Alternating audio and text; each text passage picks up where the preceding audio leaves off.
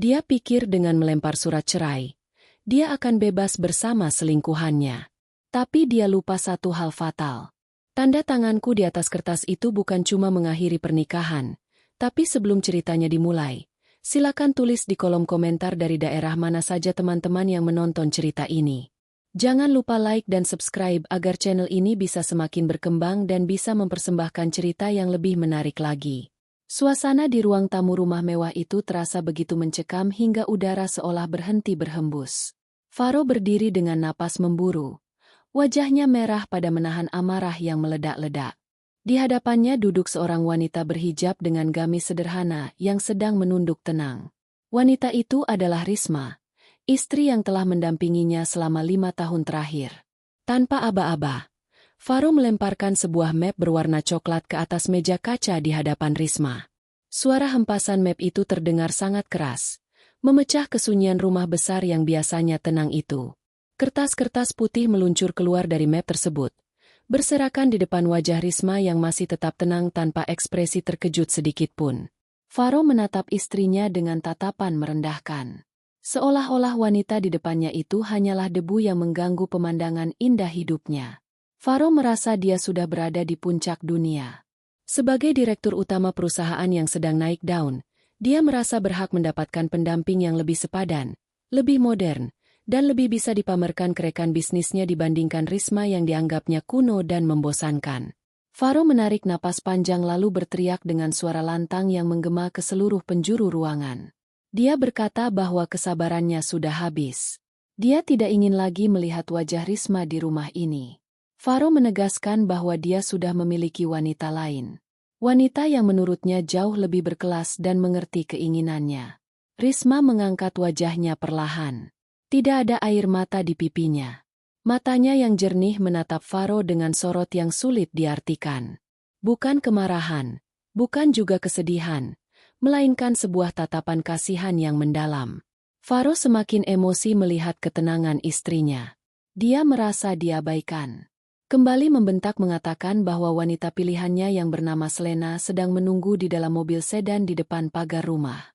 Faro mengancam jika Risma tidak setuju untuk bercerai, maka Risma harus segera angkat kaki dari rumah itu tanpa membawa sepeser pun uang. Faro menekankan bahwa semua harta, rumah, mobil, dan perusahaan adalah hasil keringatnya sendiri. Sementara Risma hanya menumpang hidup dan menjadi benalu selama ini. Faro terus saja menceracau tentang betapa hebatnya dirinya membangun bisnis dari nol. Dia mengungkit-ungkit masa lalu saat mereka pertama menikah. Mengklaim bahwa dialah yang bekerja keras banting tulang. Sementara Risma hanya duduk manis di rumah mengurus hal-hal sepele. Faro lupa atau mungkin pura-pura lupa bahwa setiap kali dia mengalami kesulitan dalam negosiasi bisnis, solusi selalu datang setelah dia berbicara dengan Risma. Faro menganggap itu hanya kebetulan atau keberuntungan semata. Dia begitu buta oleh kesombongannya sendiri, hingga tidak menyadari bahwa fondasi hidupnya sebenarnya sangat rapuh. Faro menunjuk kertas cerai di meja dengan telunjuk gemetar karena emosi. Dia memerintahkan Risma untuk segera menandatangani surat itu detik itu juga agar dia bisa segera memasukkan Selena ke dalam rumah yang menurutnya adalah istananya. Risma menghela napas pelan sehalus hembusan angin pagi. Dia meletakkan tasbih digital yang sedari tadi digenggamnya ke atas meja. Dengan gerakan yang anggun dan tidak terburu-buru, Risma mengambil pena yang tergeletak di samping kertas surat cerai itu. Faro tersenyum sinis melihatnya. Dalam hati Faro bersorak kemenangan karena mengira Risma menyerah kalah karena takut tidak punya tempat tinggal. Faro sudah membayangkan hidup barunya yang bebas bersama Selena. Menikmati kekayaan tanpa ada istri yang selalu mengingatkannya untuk salat atau melarangnya berinvestasi di tempat-tempat berisiko. Faro merasa inilah hari kemerdekaannya. Risma membuka penutup pena itu. Dia menatap Faro sekilas lalu berkata dengan suara yang sangat tenang namun tegas. Risma mengatakan bahwa dia akan mengabulkan keinginan Faro. Dia berkata bahwa dia tidak akan menghalangi Faro untuk mengejar kebahagiaan yang semu itu. Risma menambahkan bahwa dia akan mengembalikan kehormatan Faro seperti sedia kala sebelum mereka menikah. Kalimat itu terdengar sederhana, namun memiliki makna ganda yang tidak dipahami oleh Faro. Saat itu, tanpa ragu sedikit pun, Risma menggoreskan tanda tangannya di atas materai. Goresan tinta itu terlihat tegas, menandakan tidak ada keraguan di hatinya untuk melepaskan laki-laki yang sudah tidak lagi menghargainya. Setelah menandatangani surat itu, Risma menutup kembali pena tersebut dan meletakkannya dengan rapi. Dia berdiri, merapikan gamisnya, dan menatap Faro untuk terakhir kalinya sebagai seorang istri. Dia berkata bahwa mulai detik ini mereka bukan lagi suami istri dan semua hak serta kewajiban di antara mereka telah gugur. Faro tertawa mengejek, merasa menang telak. Dia hendak mengambil surat itu untuk segera diproses ke pengadilan agama. Namun, tepat saat tangan Faro menyentuh kertas itu, saku celananya bergetar hebat. Bukan getaran pesan biasa, melainkan getaran panjang dan bertubi-tubi yang menandakan ada rentetan notifikasi masuk secara bersamaan ke ponselnya. Faro mengerutkan kening, merasa terganggu. Dia merogoh celananya dan mengeluarkan ponsel pintar keluaran terbaru miliknya. Layar ponsel itu menyala terang, menampilkan deretan notifikasi dari aplikasi perbankan dan email perusahaan. Faro membacanya dengan setengah hati. Awalnya dia pikir itu hanya laporan spam atau promosi. Namun, matanya seketika membelalak lebar saat membaca baris pertama notifikasi dari bank sentral tempat seluruh aset perusahaannya disimpan. Jantungnya seolah berhenti berdetak sesaat. Tulisan di layar itu sangat jelas dan tidak mungkin salah baca. Notifikasi itu berbunyi peringatan sistem keamanan tingkat tinggi. Sistem mendeteksi adanya perubahan status pernikahan pemegang amanat. Sesuai dengan protokol perjanjian pranikah nomor sekian, fitur pembekuan aset wali amanat telah diaktifkan secara otomatis. Notifikasi selanjutnya lebih mengerikan lagi bagi Faro. Laporan saldo terkini dari rekening korporat utama menunjukkan angka R0. Tidak hanya itu, rekening pribadi Faro yang terhubung dengan fasilitas kantor juga menunjukkan status dibekukan. Faro merasa darahnya surut dari wajahnya, membuat wajahnya pucat pasi seperti mayat. Kakinya terasa lemah seketika. Dia mencoba merefresh aplikasi perbankannya, berharap itu hanya kesalahan jaringan atau error system. Namun hasilnya tetap sama. Angka 0 besar terpampang jelas di layar dengan warna merah menyala. Faro beralih ke email dan di sana dia menemukan surat elektronik resmi dari divisi legal perusahaan induk yang selama ini dia kira tidak ada. Surat itu menyatakan bahwa hak guna pakai atas aset, kendaraan, dan properti telah dicabut karena pelanggaran klausul utama, yaitu perceraian. Faro tidak mengerti apa yang terjadi. Otaknya yang panik tidak bisa memproses informasi tersebut dengan logika.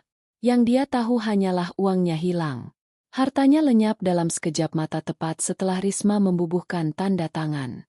Keringat dingin mulai bercucuran di pelipis Faro. Dia menatap Risma yang sudah melangkah menuju pintu keluar dengan membawa koper kecil yang ternyata sudah disiapkan di pojok ruangan. Faro menyadari ada hubungan antara tanda tangan Risma dan hilangnya hartanya. Rasa takut yang amat sangat mulai menjalar menggantikan rasa arogansinya tadi. Dia sadar dia tidak bisa hidup tanpa uang itu. Tagihan kartu kredit, cicilan gaya hidup Selena, dan biaya operasional kantor semuanya bergantung pada rekening itu.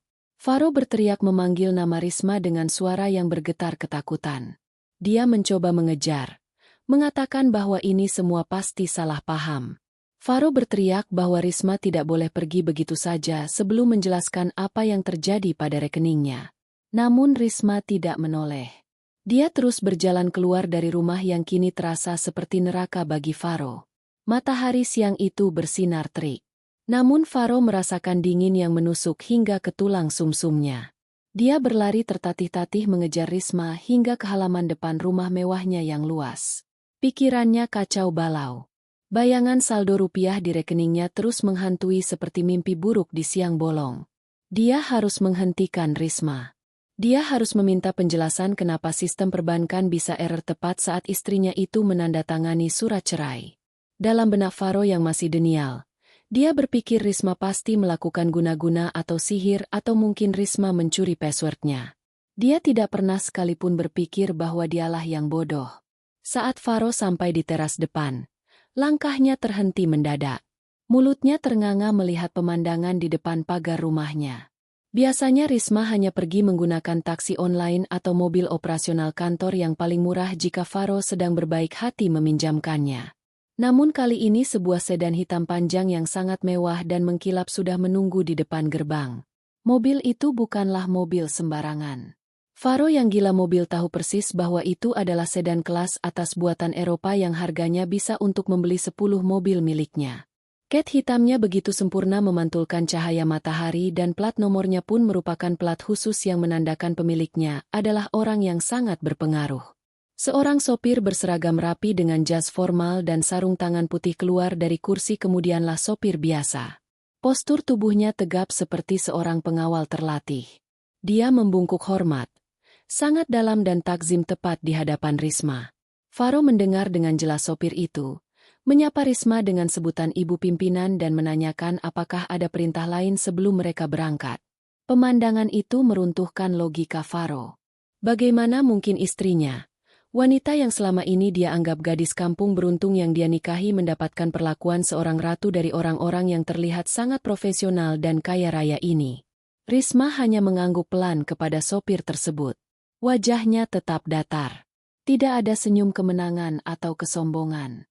Hanya ketenangan yang mencekam. Sopir itu membukakan pintu belakang mobil sedan mewah itu. Interior mobil terlihat dilapisi kulit kualitas terbaik. Risma masuk ke dalam mobil dengan anggun. Seolah-olah dia memang terlahir untuk berada di sana. Faro merasa kerdil. Dia merasa seperti sedang melihat orang asing. Bukan istri yang selama ini dia bentak-bentak minta kopi di pagi hari. Faro ingin berteriak, tapi suaranya tercekat di tenggorokan. Tiba-tiba pintu mobil sedan milik Faro yang terparkir agak jauh di belakang mobil mewah itu terbuka dengan kasar. Selena keluar dengan wajah cemberut sambil menghentak-hentakkan kaki tingginya. Dia mengenakan pakaian ketat yang mencolok dan kacamata hitam besar. Selena berjalan menghampiri Faro sambil mengomel panjang lebar. Dia protes kenapa Faro lama sekali mengusir wanita itu. Selena mengeluh kepanasan menunggu di dalam mobil dan ingin segera masuk ke dalam rumah untuk melihat kamar utama yang akan menjadi miliknya. Suara cempreng Selena merusak momen ketegangan itu, membuat Faro tersadar dari lamunannya. Faro menoleh ke arah Selena dengan tatapan kosong. Untuk pertama kalinya, kecantikan Selena terlihat memudar di mata Faro, tertutup oleh rasa panik yang melanda dirinya. Selena yang tidak peka situasi justru menunjuk-nunjuk mobil sedan mewah yang membawa Risma pergi. Dia bertanya dengan nada iri mobil siapa itu dan kenapa jemputan Risma lebih bagus daripada mobil Faro. Pertanyaan itu seperti menabur garam di atas luka Faro. Dia tidak menjawab pertanyaan Selena. Faro berbalik badan dan berlari kembali masuk ke dalam rumah, mengabaikan teriakan Selena yang memanggil-manggil namanya dengan kesal. Sesampainya di ruang kerja, Faro dengan tangan gemetar meraih telepon rumah. Dia mencoba menghubungi nomor kantornya, namun tidak ada yang menjawab. Dia beralih menghubungi nomor ponsel Pak Burhan, kepala divisi legal perusahaan yang selama ini dia percaya mengurus segala dokumen bisnis. Setelah nada sambung yang terasa sangat lama, akhirnya telepon itu diangkat. Suara Pak Burhan terdengar sangat tenang, formal, dan dingin. Berbeda dari nada ramah yang biasanya dia tunjukkan saat Faro mentraktirnya makan siang. Faro langsung memberondong Pak Burhan dengan pertanyaan. Dia berteriak menanyakan kenapa rekening perusahaan kosong dan kenapa ada notifikasi pembekuan aset. Dia memerintahkan Pak Burhan untuk segera memperbaikinya atau dia akan memecat seluruh tim IT. Ada jeda hening sejenak di ujung telepon sebelum Pak Burhan menjawab. Jawaban Pak Burhan membuat lutut Faro lemas hingga dia merosot duduk di lantai. Pak Burhan menjelaskan dengan nada datar selayaknya membacakan diktat hukum. Dia berkata bahwa tidak ada yang perlu diperbaiki karena sistem bekerja dengan sempurna sesuai kontrak. Pak Burhan mengingatkan Faro tentang dokumen tebal yang ditandatangani Faro 5 tahun lalu. Tepat seminggu sebelum pernikahannya dengan Risma. Faro memang mengingat samar-samar momen itu. Dia terlalu malas membaca ratusan halaman dokumen legal dan hanya menandatanganinya karena ingin cepat-cepat mendapatkan modal usaha. Pak Burhan menjelaskan bahwa dalam dokumen itu tertulis jelas klausul hak guna pakai dan wali amanat. Artinya, perusahaan Dewangga Corp, rumah mewah, dan segala fasilitas yang Faro nikmati sebenarnya bukanlah milik Faro. Faro hanyalah seorang truste atau pengelola yang dipercaya memegang aset tersebut selama dan hanya selama dia terikat pernikahan sah dengan Ibu Risma. Modal awal perusahaan berasal dari dana pribadi Ibu Risma, sehingga kepemilikan saham adalah 100% milik Ibu Risma. Faro ternganga. Air liurnya terasa pahit. Dia mencoba menyangkal, mengatakan bahwa dia yang bekerja keras membesarkan perusahaan. Pak Burhan memotong ucapan Faro dengan tajam. Dia mengatakan bahwa Faro memang bekerja, tapi sebagai karyawan dengan jabatan direktur, bukan sebagai pemilik. Dan sebagai karyawan yang telah melanggar kontrak moral dengan menceraikan pemilik perusahaan, maka fasilitas tersebut ditarik kembali secara otomatis. Pak Burhan menambahkan informasi yang lebih mematikan. Dia berkata bahwa karena Faro sudah menandatangani surat cerai, maka status Faro saat ini adalah orang asing yang menumpang di properti perusahaan. Pak Burhan menutup penjelasannya dengan sebuah peringatan. Dia menyarankan Faro untuk segera mengepak barang-barang pribadinya karena tim audit aset akan datang besok pagi untuk menyegel rumah dan mengambil alih inventaris kantor. Sambungan telepon diputus sepihak oleh Pak Burhan. Faro memegang gagang telepon yang kini bisu itu dengan tangan yang dingin membeku. Dia menatap sekeliling ruang kerjanya yang mewah. Lukisan mahal di dinding, meja kayu jati, kursi kulit empuk. Semuanya tiba-tiba terasa menjauh darinya. Selena masuk ke ruang kerja dengan wajah masam. Dia langsung duduk di kursi kerja Faro dan memutar-mutarnya. Selena bertanya kapan mereka bisa pergi belanja furnitur baru? Karena dia tidak suka selera istri lama Faro yang menurutnya kampungan. Faro menatap Selena. Wanita yang karenanya dia rela menceraikan Risma. Kini dia sadar dia baru saja menukar berlian dengan batu kerikil dan batu kerikil itu kini sedang menuntut untuk dibelikan furnitur mahal padahal Faro bahkan tidak yakin apakah dia masih bisa membeli makan malam ini. Kebodohan Faro terasa begitu nyata menampar wajahnya. Namun ego dalam dirinya menolak untuk mengakui kekalahan di depan Selena. Dia harus menyembunyikan fakta ini sejenak. Setidaknya sampai dia bisa menemukan cara licik lain untuk membalikan keadaan. Meskipun jauh di lubuk hatinya, dia tahu, dia sudah tamat. Faro masih duduk terpaku di kursi kerjanya yang mewah, menatap kosong ke arah dinding yang dihiasi lukisan abstrak bernilai puluhan juta. Suara pintu yang dibanting keras oleh Selena membuyarkan lamunannya. Namun tubuhnya terasa terlalu berat untuk sekadar beranjak. Selena kembali masuk ruangan itu dengan wajah yang ditekuk masam.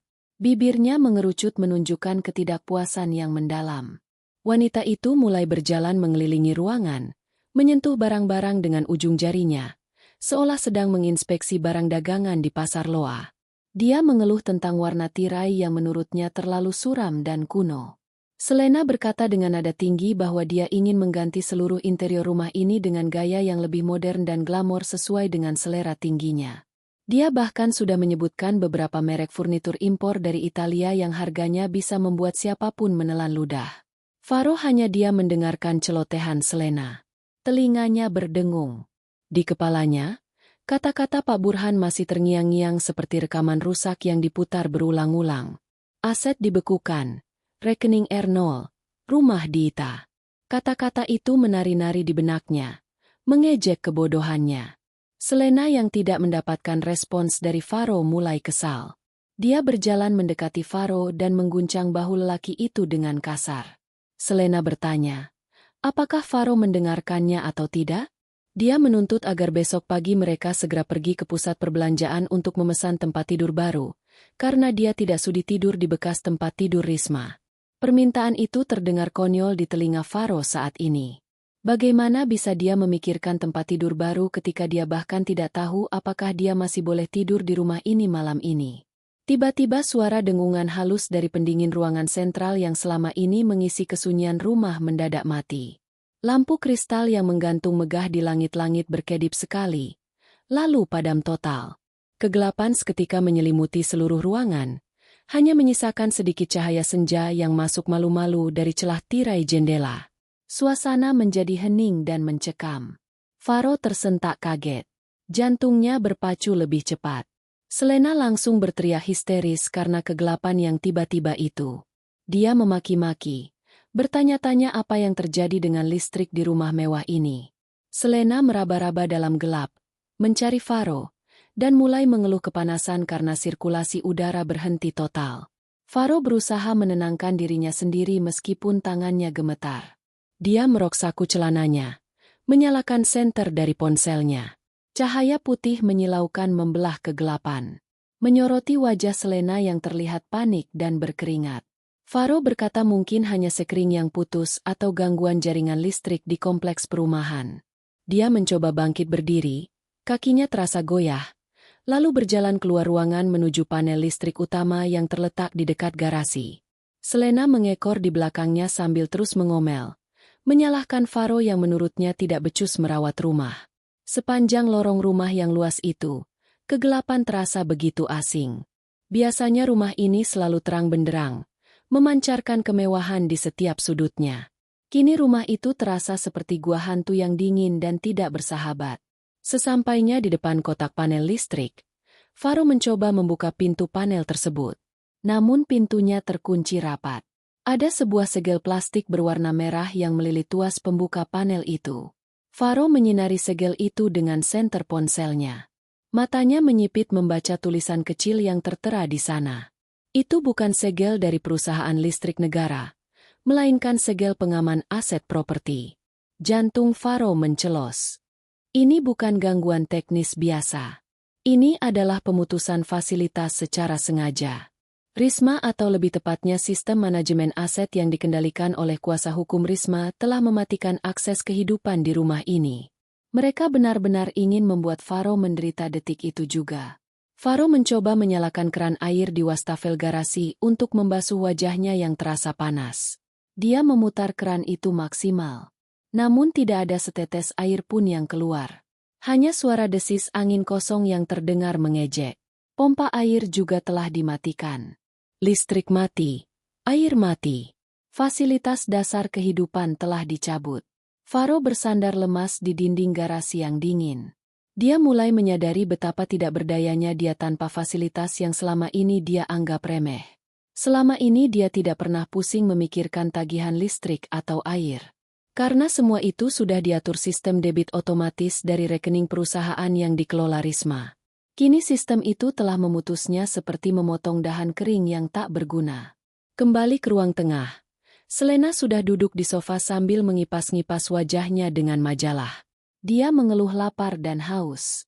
Selena meminta Faro memesankan makanan dari restoran mewah langganan mereka melalui aplikasi pesan antar. Dia juga minta dibelikan air mineral botolan yang mahal, karena dia tidak mau minum air biasa. Faro menelan ludah yang terasa pahit. Perutnya sendiri juga mulai berbunyi. Rasa lapar bercampur dengan stres memicu asam lambungnya naik. Dengan tangan gemetar, Faro membuka aplikasi pemesanan makanan di ponselnya. Sisa baterai ponselnya tinggal 20% dan dia tidak bisa mengisi daya karena listrik mati. Faro memilih menu makanan yang diinginkan Selena. Meskipun harganya tidak masuk akal untuk kondisinya saat ini. Dia menekan tombol pesan. Berharap masih ada sisa saldo di dompet digitalnya atau kartu kreditnya yang belum terblokir. Layar ponsel memuat proses pembayaran cukup lama membuat keringat dingin menetes di dahi Faro. Kemudian muncullah notifikasi berwarna merah yang ditakutinya. Transaksi gagal. Metode pembayaran ditolak oleh bank penerbit. Faro mencoba mengganti dengan kartu kredit kedua. Hasilnya sama. Kartu ketiga. Gagal lagi. Semua akses keuangannya benar-benar telah diblokir total. Dia mencoba opsi pembayaran tunai, tapi kemudian dia teringat dompet fisiknya kosong melompong. Dia tidak pernah membawa uang tunai dalam jumlah banyak karena terbiasa menggunakan kartu. Faro menatap layar ponselnya dengan putus asa. Dia membatalkan pesanan itu diam-diam. Dia berbalik menatap Selena dan berbohong dengan suara parau. Dia mengatakan bahwa aplikasi sedang gangguan jaringan sehingga tidak bisa memesan makanan. Selena langsung marah besar. Dia menuduh Faro pelit dan tidak mau membelikannya makanan. Pertengkaran hebat pun terjadi di tengah kegelapan rumah itu. Selena mulai mengeluarkan kata-kata kasar yang belum pernah Faro dengar sebelumnya. Sifat asli wanita itu mulai terkelupas satu persatu seiring dengan hilangnya kenyaman. Faro hanya diam. Tidak punya tenaga untuk membalas. Dia mulai membandingkan situasi ini dengan Risma. Jika ini terjadi pada Risma, wanita itu pasti sudah dengan tenang mencari lilin atau mungkin memasak makanan darurat dengan kompor portabel tanpa banyak mengeluh. Di tengah pertengkaran mereka, terdengar suara ketukan pintu yang keras dan berirama dari arah pintu utama. Ketukan itu terdengar tegas dan penuh otoritas, bukan seperti ketukan tamu biasa. Faro dan terdiam seketika. Selena menyuruh Faro untuk membuka pintu, berharap itu adalah petugas listrik atau pengantar makanan yang salah alamat. Faro berjalan gontai menuju pintu utama. Dia mengintip dari lubang pintu. Di luar terlihat 3 orang pria berseragam satuan pengamanan kompleks. Namun, kali ini wajah mereka tidak ramah seperti biasanya. Di depan mereka berdiri seorang pria berjas rapi yang dikenali Faro sebagai salah satu staf legal dari kantor Pak Burhan. Faro membuka pintu perlahan. Pria berjas itu tidak berbasa-basi. Dia langsung menyodorkan sebuah amplop surat berlogo resmi firma hukum. Dengan bantuan cahaya senter dari Satpam, pria itu membacakan isi surat tersebut dengan suara lantang dan formal. Surat itu adalah surat pemberitahuan pengosongan aset. Berdasarkan akta kepemilikan dan perjanjian fidusia, Faro Dewangga diperintahkan untuk meninggalkan properti tersebut dalam waktu 24 jam terhitung sejak surat diterima. Jika Faro menolak, maka tim keamanan berhak melakukan tindakan pengusiran paksa dan barang-barang yang ada di dalam rumah akan disita sebagai jaminan ganti rugi atas penggunaan aset secara ilegal. Faro menerima surat itu dengan tangan gemetar. Kertas itu terasa berat seolah terbuat dari timah. Kepala keamanan kompleks yang biasanya menyapa Faro dengan hormat kini menatapnya dengan tatapan dingin dan waspada. Petugas itu berkata bahwa mereka akan berjaga di depan pagar untuk memastikan tidak ada aset berharga yang dibawa keluar dari rumah selain pakaian pribadi. Mereka juga memberitahu bahwa akses keluar masuk kompleks untuk kendaraan Faro sudah dicabut. Faro hanya bisa mengangguk lemah. Dia menutup pintu, bersandar di baliknya, dan merosot duduk ke lantai. Air mata frustrasi mulai menggenang di pelupuk matanya. Di ruang tengah, Selena masih berteriak-teriak kepanasan. Tidak menyadari bahwa atap tempat dia bernaung sebentar lagi akan hilang. Malam itu menjadi malam terpanjang dalam hidup Faro. Dikelilingi kegelapan, rasa lapar, dan kenyataan pahit yang perlahan meremukan tulang punggung kesombongannya. Malam semakin larut dan kegelapan di dalam rumah mewah itu semakin pekat. Udara di dalam rumah terasa pengap dan panas karena sistem sirkulasi udara yang mati total. Selena akhirnya berhenti berteriak karena kelelahan. Kini dia hanya duduk meringkuk di sofa sambil menggerutu pelan dan mengipasi dirinya dengan potongan kardus bekas. Faro duduk di lantai ruang kerjanya yang gelap diterangi oleh sisa cahaya dari lilin aroma api yang ditemukan Selena di laci meja rias Risma. Lilin itu seharusnya untuk relaksasi. Tapi wangi lavender yang menguar justru membuat perut Faro semakin mual karena lapar. Dalam keputusasaannya, otak Faro bekerja keras mencari jalan keluar. Dia tidak mungkin menyerah begitu saja.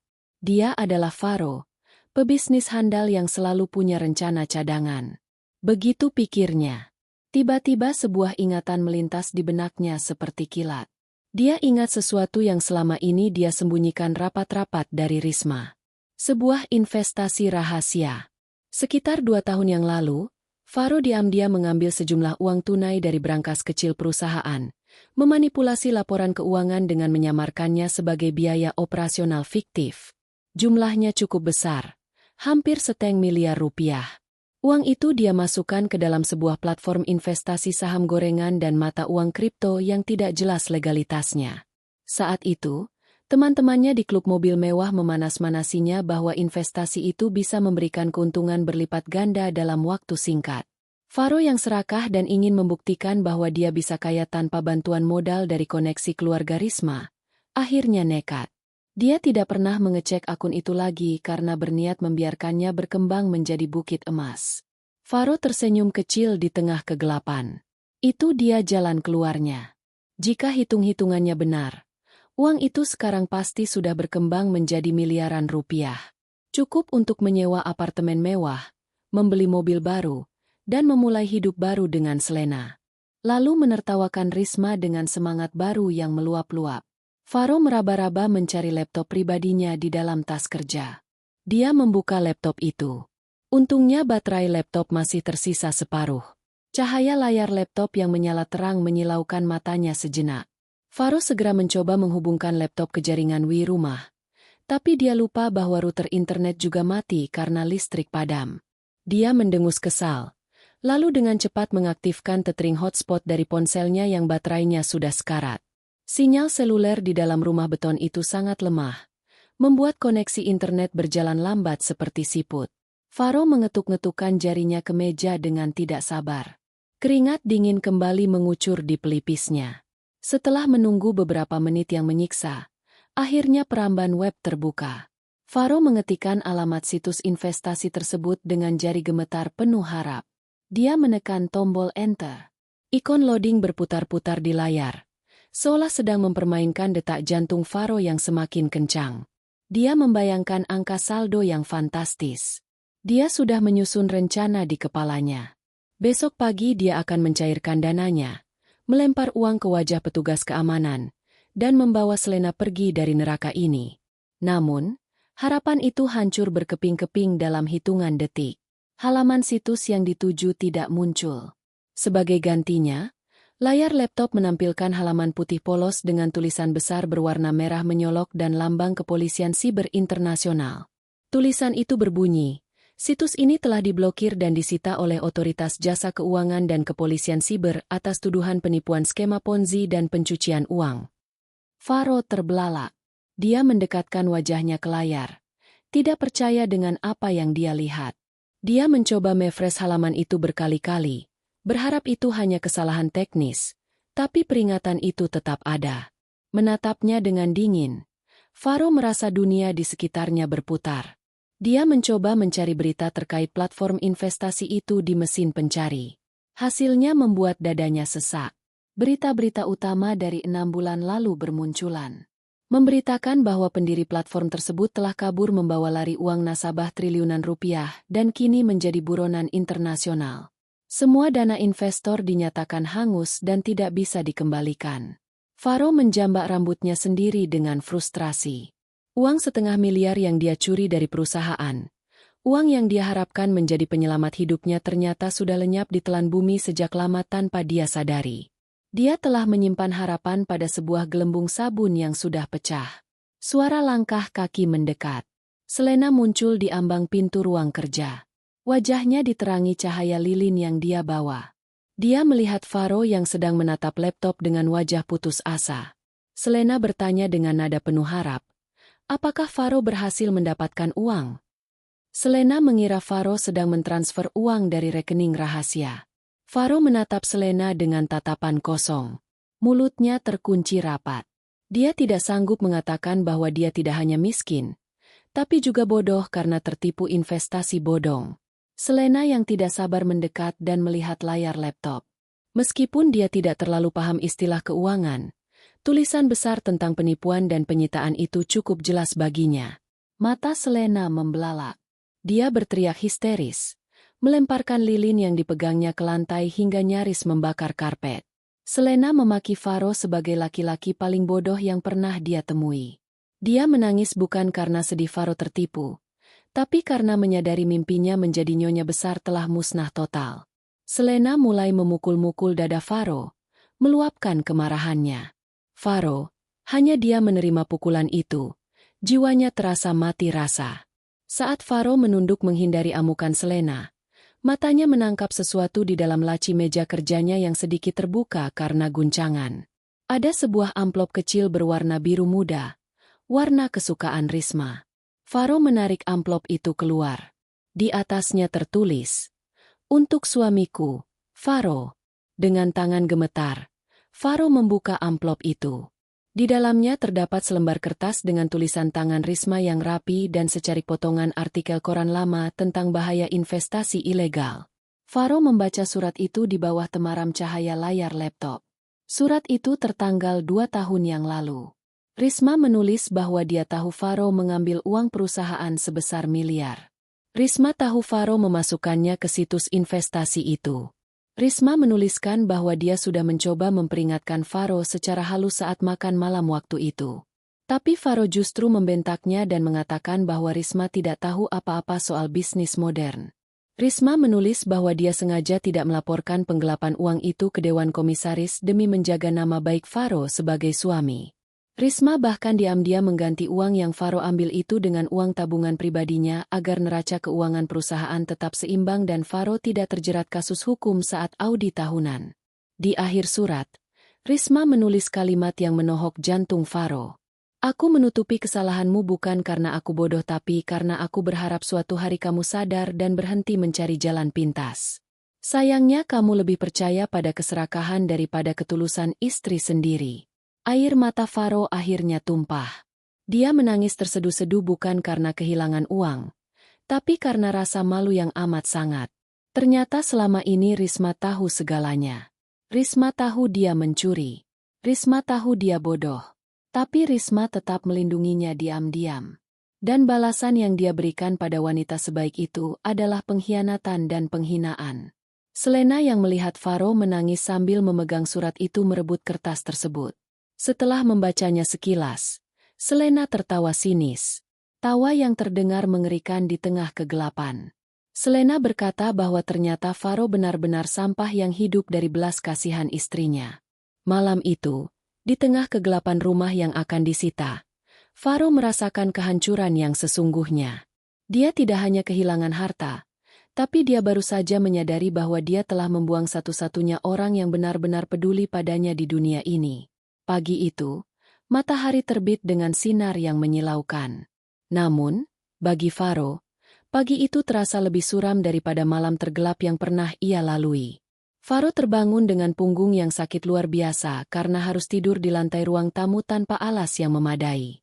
Setelah semalaman bergumul dengan kenyataan pahit bahwa dia telah tertipu investasi bodong dan kehilangan akses ke seluruh rekeningnya, Faro masih memiliki sedikit harapan yang tersisa di benaknya. Sebuah harapan yang lahir dari penyangkalan dan ego yang terlalu besar. Dia masih merasa bahwa dirinya adalah direktur utama Dewangga Corp, perusahaan yang dia pimpin selama 5 tahun terakhir. Dia yakin bahwa kejadian semalam hanyalah mimpi buruk atau kesalahan sistem perbankan yang bisa dia luruskan begitu dia sampai di kantor dan memarahi staf keuangannya. Faro berusaha merapikan penampilannya. Tanpa air yang mengalir di kamar mandi rumah mewahnya yang kini disegel, dia hanya bisa membasuh wajah dengan sisa air mineral botolan yang tersisa di mobil Selena semalam. Dia mengenakan setelan jas terbaiknya yang untungnya masih tergantung di lemari. Meskipun kemejanya sedikit kusut karena dia tidak bisa menyetrikannya tanpa listrik. Faro mematut diri di cermin, mencoba meyakinkan bayangannya sendiri bahwa dia masih berkuasa, bahwa dia masih seorang raja di kerajaannya. Dia meninggalkan Selena yang masih tertidur pulas di sofa dengan wajah lelah sehabis menangis semalaman. Faro bertekad hari ini dia akan merebut kembali kendali, memecat Pak Burhan, dan memaksa Ban membuka kembali rekeningnya. Faro berjalan kaki keluar dari kompleks perumahan elit itu, karena mobil mewahnya telah ditarik oleh pihak leasing pagi buta saat dia masih tertidur. Rasa malu mulai menjalari dirinya saat dia harus memesan taksi online murah di pinggir jalan raya. Tatapan orang-orang yang lalu lalang seolah menelanjanginya.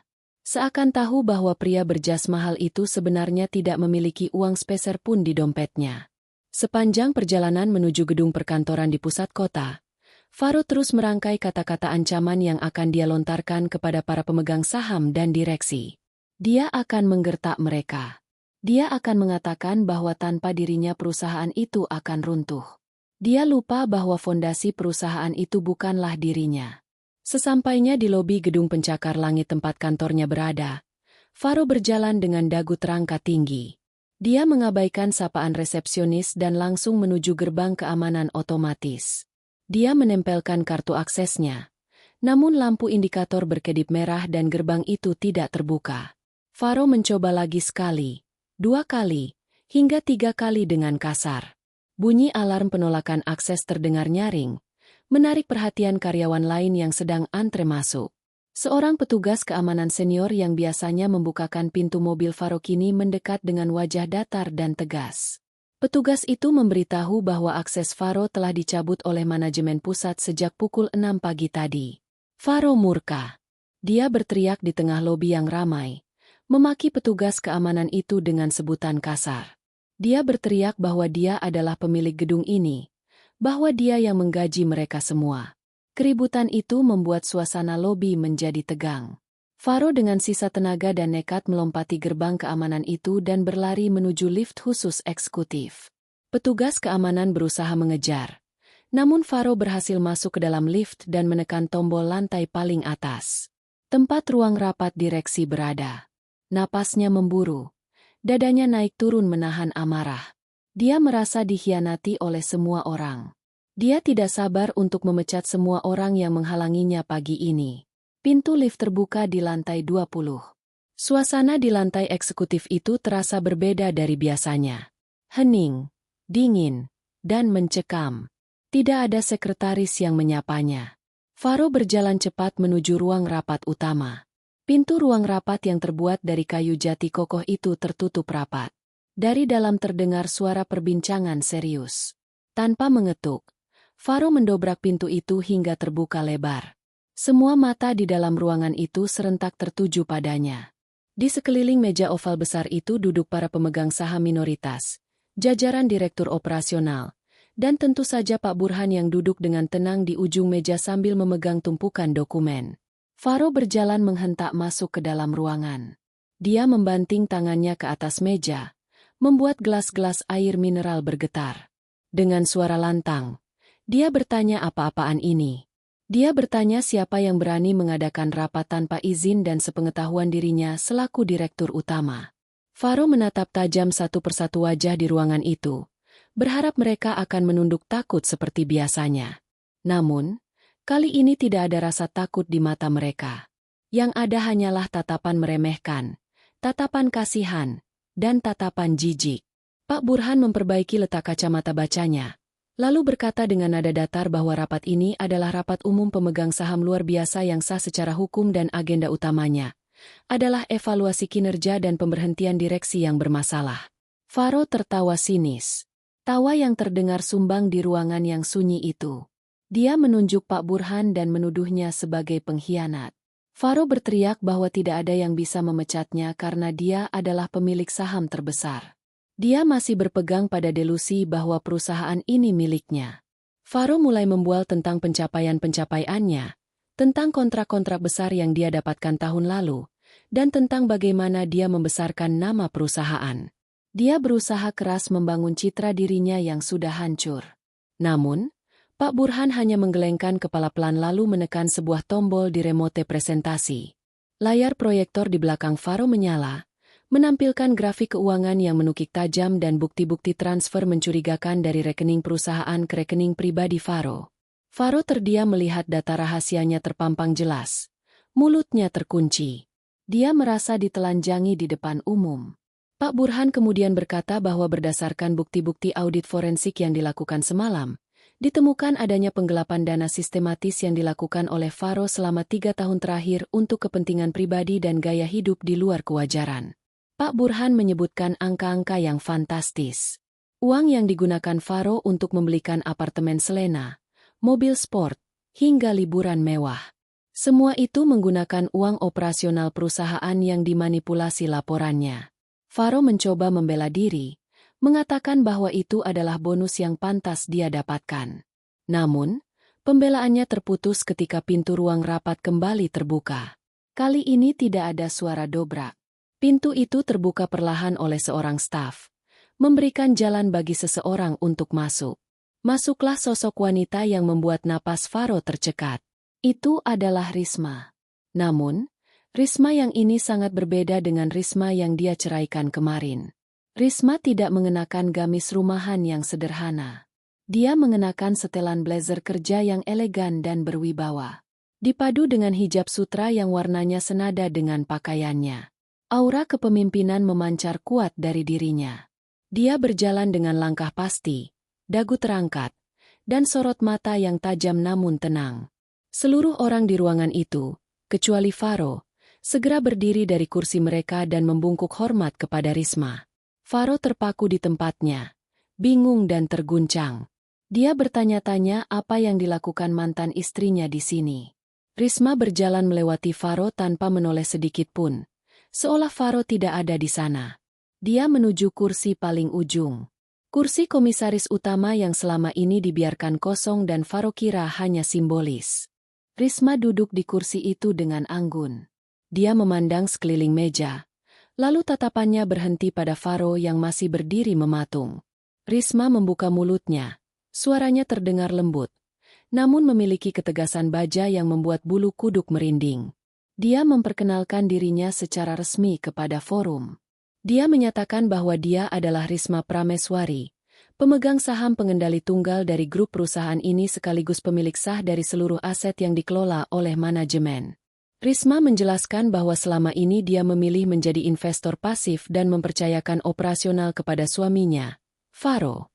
Namun karena kepercayaan itu telah disalahgunakan dan ikatan pernikahan yang menjadi dasar kepercayaan itu telah putus, maka dia mengambil alih kendali penuh mulai hari ini. Faro merasa lututnya gemetar hebat, hingga dia harus berpegangan pada tepi meja agar tidak jatuh. Fakta ini menghantamnya lebih keras daripada truk tronton. Istrinya, wanita yang dia anggap hanya ibu rumah tangga biasa, ternyata adalah bos besarnya. Wanita yang dia suruh buatkan teh setiap pagi adalah pemilik kursi tempat dia duduk selama ini. Kebenaran ini meruntuhkan seluruh konstruksi ego Faro. Dia menyadari bahwa selama ini dia hanyalah boneka yang dimainkan di atas panggung megah milik Risma. Risma kemudian mengambil palu sidang yang ada di depannya. Dia menatap Faro tepat di manik matanya. Risma berkata bahwa agenda rapat hari ini adalah pemberhentian saudara Faro Dewangwangga dari jabatan direktur utama secara tidak hormat serta penuntutan ganti rugi atas seluruh dana yang digelapkan. Risma bertanya kepada forum apakah ada yang keberatan? Ruangan itu hening. Tidak ada satun yang bersuara membela Faro. Risma mengangguk lalu mengetukkan palu itu 3 kali ke meja. Tutu. Suara ketukan itu terdengar seperti vonis mati bagi karir dan kehidupan Faro. Risma memerintahkan keamanan untuk membawa saudara Faro keluar dari gedung karena statusnya kini bukan lagi karyawan, melainkan pihak luar yang berpotensi membahayakan aset perusahaan. 2 orang petugas keamanan berbadan tegap yang tadi mengejar Faro masuk ke dalam ruangan. Mereka memegang lengan kiri dan kanan Faro dengan kuat. Faro mencoba memberontak. Dia berteriak memanggil nama Risma. Memohon kesempatan kedua mengatakan bahwa dia hilaf dan bisa memperbaiki semuanya. Faro bahkan mencoba menggunakan kartu as masa lalu mereka mengungkit kenangan manis pernikahan mereka. Namun Risma tidak goyah. Dia menatap Faro dengan tatapan dingin dan berkata bahwa kesempatan itu sudah diberikan setiap hari selama 5 tahun pernikahan mereka. Namun Faro memilih untuk membuangnya demi kesenangan sesaat. Risma berkata bahwa ini bukan masalah rumah tangga lagi. Ini masalah profesionalisme bisnis. Dia meminta petugas untuk segera menyeret Faro keluar. Faro diseret keluar dari ruang rapat seperti seorang kriminal. Sepatu mahalnya berdecit di lantai marmer, meninggalkan jejak keputusasaan. Pintu ruang rapat tertutup kembali, meninggalkan Faro di lorong yang dingin, sendirian, tanpa jabatan, tanpa uang, dan tanpa harga diri. Dia telah diusir dari surga yang dia pikir dia ciptakan. Padahal dia hanya tamu yang tidak tahu diuntung. Matahari sudah meninggi, memancarkan panas yang menyengat di aspal depan gedung perkantoran megah itu. Faro terhuyung-huyung keluar dari pintu putar lobi setelah digiring paksa oleh security. Dia nyaris tersungkur ke trotoar panas. Jas mahalnya kini terlihat kusut dan miring. Dasinya longgar tak beraturan. Beberapa orang pejalan kaki dan pedagang kaki lima di sekitar gedung menatapnya dengan heran dan curiga. Berbisik-bisik melihat seorang eksekutif muda yang terlihat seperti orang gila yang baru saja kehilangan akal sehatnya. Faro menatap gedung pencakar langit itu untuk terakhir kalinya. Gedung yang dulu dia masuki dengan penuh kebanggaan kini menjadi benteng yang tak bisa lagi dia tembus. Belum sempat Faro mengatur napas dan memikirkan langkah selanjutnya. Sebuah taksi berhenti mendadak tepat di depannya. Pintu belakang taksi terbuka kasar dan keluarlah Selena dengan wajah merah pada menahan amarah. Wanita itu mengenakan gaun pendek yang mencolok dan kacamata hitam besar. Namun riasannya terlihat berantakan. Tanpa basa-basi, Selena langsung menghampiri Faro dan memukul dada pria itu dengan tas tangannya. Selena berteriak histeris di pinggir jalan, tidak peduli dengan kerumunan orang yang mulai menonton drama gratis itu. Selena menuntut penjelasan kenapa kartu kredit tambahan yang diberikan Faro tidak bisa dipakai. Dia baru saja diusir dari hotel bintang 5 tempat dia mencoba check-in pagi tadi karena semua kartunya ditolak. Dia juga mengeluh bahwa dia kelaparan dan tidak punya uang tunai untuk membayar taksi yang membawanya ke sini. Selena mencengkeram kerah kemeja Faro, mengguncang-guncang tubuh pria yang sudah lemas itu. Dia menuntut Faro untuk memberikan uang tunai sekarang juga karena dia butuh ke salon dan membeli baju baru. Selena sama sekali tidak menyadari kondisi Faro yang sudah hancur lebur. Di mata Selena, Faro hanyalah mesin ATM berjalan yang sedang macet. Faro menepis tangan Selena dengan kasar. Sisa-sisa kesabarannya sudah habis. Dia membentak Selena, mengatakan bahwa dia sudah dipecat. Dia berteriak di depan wajah Selena bahwa dia sudah tidak punya apa-apa lagi. Rekeningnya nol, hartanya disita, dan dia baru saja diusir seperti anjing kurap dari perusahaannya sendiri. Faro menyalahkan Selena atas semua kesialan ini. Dia berkata, seandainya dia tidak bertemu Selena, dia masih akan duduk nyaman di kursi direktur dan hidup tenang bersama Risma. Kata-kata itu meluncur begitu saja dari mulut Faro. Sebuah pengakuan penyesalan yang terlambat dan pengecut. Selena terbelalak mendengar pengakuan Faro. Wajahnya berubah pucat sesaat, namun kemudian berubah menjadi ekspresi jijik yang sangat kentara. Dia mundur selangkah, menatap Faro dari ujung rambut sampai ujung kaki seolah melihat tumpukan sampah. Selena tertawa menghina. Dia berkata, jadi selama ini Faro hanyalah orang miskin yang sok kaya. Dia berkata bahwa dia membuang-buang waktunya dengan pria tidak berguna.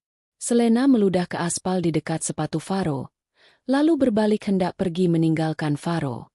Begitu saja. Dia berniat mencari mangsa baru, pria kaya lain yang bisa membiayai hidupnya.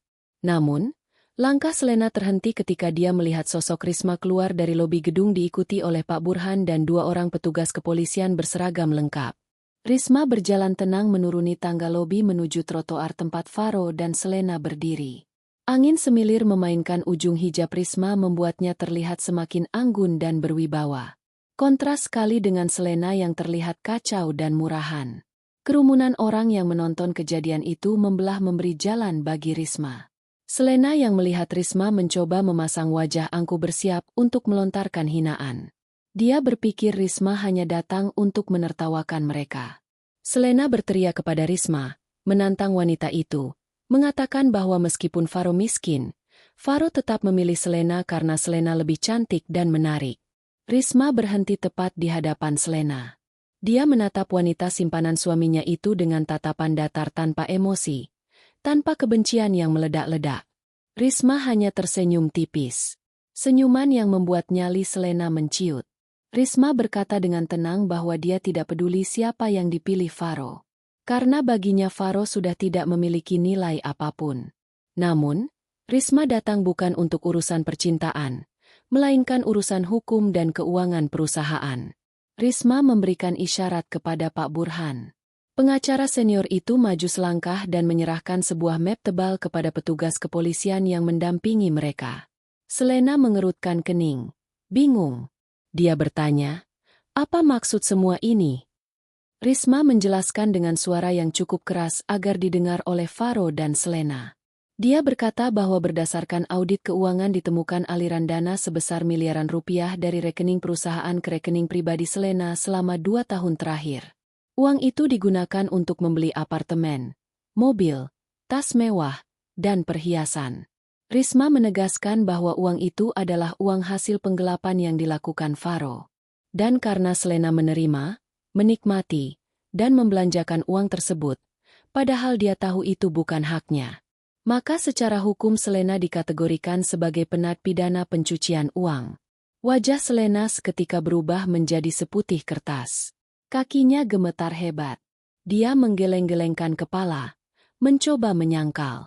Dia berteriak bahwa dia tidak tahu apa-apa. Dia hanya menerima hadiah dari pacarnya. Dia menunjuk Faro, berteriak bahwa Faro yang memberikannya. Faro yang salah. Faro yang mencuri uang itu. Selena berusaha melempar semua kesalahan kepada Faro. Faro yang mendengar tuduhan itu tidak terima. Dia balas berteriak bahwa Selena yang selalu merengek minta dibelikan barang-barang mahal. Selena yang mengancam akan meninggalkannya jika tidak dituruti gaya hidup mewahnya. Kedua pasangan selingkuh itu kini saling serang, saling membuka aib, dan saling menyalahkan di depan umum. Sungguh sebuah tontonan yang menyedihkan dan memalukan. Polisi tidak mempedulikan drama pertengkaran mereka. Salah satu petugas maju dan mengeluarkan borgol besi yang berkilap ditimpa sinar matahari. Petugas itu membacakan hak-hak tersangka kepada Selena. Selena menjerit histeris saat tangan halusnya ditarik kasar oleh polisi dan kedua pergelangan tangannya dikunci dengan borgol. Dia meronta-ronta menangis memohon ampun kepada Risma. Dia berlutut di trotoar mengemis agar Risma mencabut laporannya. Dia berjanji akan pergi jauh dan tidak akan mengganggu lagi. Harga diri Selena yang setinggi langit runtuh seketika di hadapan hukum dan kenyataan penjara yang menanti. Risma menatap Selena yang bersimpuh di kakinya. Tidak ada rasa iba di hati Risma, hanya rasa keadilan yang terpenuhi. Risma berkata pelan bahwa setiap perbuatan ada konsekuensinya. Mengambil milik orang lain, baik itu suami maupun harta harus dibayar mahal. Risma mundur selangkah membiarkan polisi menyeret Selena masuk ke dalam mobil patroli. Selena terus berteriak memanggil nama Faro, meminta tolong, tapi Faro hanya berdiri mematung dengan wajah ketakutan. Faro tahu, meskipun dia tidak ditangkap saat ini juga, proses hukum pasti sedang berjalan untuknya. Dia melihat Selena, wanita yang dia puja-puja kini dibawa pergi seperti kriminal hina. Setelah mobil polisi membawa Selena pergi, Risma beralih menatap Faro. Faro menunduk. Tidak berani menatap mata mantan istrinya. Dia berharap Risma akan memberinya sedikit belas kasihan. Mungkin sedikit uang untuk makan atau ongkos pulang kampung. Namun, Risma tidak mengatakan apa-apa. Dia hanya menatap Faro sekilas. Tatapan yang menyeratkan bahwa Faro sudah benar-benar tidak penting lagi dalam hidupnya. Risma berbalik badan diikuti Pak Burhan dan berjalan kembali masuk ke gedung perkantoran mewahnya. Kembali ke dunianya yang terhormat. Faro ditinggalkan sendirian di trotoar yang panas. Sopir taksi yang tadi membawa Selena datang menghampiri Faro dengan wajah garang, menagih ongkos taksi yang belum dibayar beserta denda waktu tunggu. Faro merogoh sakunya yang kosong. Dia sadar dia benar-benar tamat. Dia tidak punya uang, tidak punya jabatan, tidak punya istri, tidak punya pacar. Dan sekarang dia bahkan terancam dipukuli sopir taksi karena tidak bisa bayar. Faro jatuh terduduk di pinggir jalan, menutupi wajahnya dengan kedua tangan, menangis meraung-raung menyesali kebodohannya yang telah menukar berlian dengan sampah. Karma itu telah datang dan rasanya jauh lebih pahit daripada empedu. Matahari sudah condong ke barat, meninggalkan jejak orang yang memudar di langit kota yang penuh polusi. Faro berdiri di pinggir jalan dengan napas terengah-engah dan wajah lebam di bagian pipi kiri. Beberapa jam yang lalu, dia nyaris menjadi bulan-bulanan amuk masa karena tidak sanggup membayar ongkos taksi dan denda waktu tunggu yang ditagih oleh sopir yang membawa Selena pergi. Faro, yang seumur hidupnya tidak pernah mau mengalah, akhirnya harus merelakan jam tangan mewah satu-satunya yang masih melingkar di pergelangannya sebagai jaminan ganti rugi. Jam tangan itu adalah hadiah ulang tahun dari Risma 2 tahun lalu. Sebuah benda yang dulu dia anggap remeh, namun kini menjadi penyelamat nyawanya dari pukulan sopir taksi yang berang. Dengan langkah gontai dan perut yang perih melilit karena belum diisi makanan sejak kemarin siang, Faro berjalan menyusuri trotoar, mencoba menyembunyikan wajahnya dari tatapan orang-orang. Di dalam benaknya yang kacau, satu-satunya harapan yang tersisa adalah rumah warisan ibunya di kampung. Faro teringat bahwa dia masih memiliki hak atas sebuah rumah sederhana, namun memiliki halaman luas di desa kelahirannya sekitar 5 jam perjalanan dari kota. Dulu dia sangat membenci rumah itu karena mengingatkannya pada masa kecilnya yang susah. Namun sekarang rumah itu terasa seperti istana dalam bayangannya. Dia berencana untuk pulang, mengusir siapapun yang menumpang di sana, lalu menjual tanah dan bangunannya. Faro yakin harga tanah di desa itu sudah naik. Uang hasil penjualan itu bisa dia gunakan untuk modal awal hidup baru atau setidaknya untuk kabur keluar pulau dan menghindari kejaran hutang yang pasti akan segera datang. Dengan sisa uang receh yang dia temukan di saku jasnya, mungkin kembalian parkir yang terlupakan. Faro naik angkutan umum menuju terminal bus antar kota. Bau keringat, asap rokok, dan debu jalanan menyambutnya begitu dia menginjakan kaki di terminal yang kumuh itu. Faro merasa mual. Dia terbiasa duduk di ruang tunggu VIP bandara atau di kursi kulit mobil mewahnya yang wangi. Kini dia harus berdesak-desakan dengan pedagang asongan dan penumpang lain yang menatap jas mahalnya yang kusut dengan pandangan aneh.